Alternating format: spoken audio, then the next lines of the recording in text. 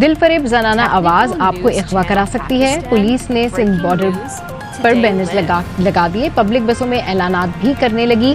ذمہ دار کون کی ٹیم ہے؟ آپ کو بتائیں کہ اس حوالے سے رحیم یار خان اور کچے کے ڈاکوؤں کے ہنی ٹریپ پر آپ کو اپڈیٹ کر رہی ہیں۔ اور پولیس جا رہا ہے تو برائے مہربانی نیچے اتر آئے۔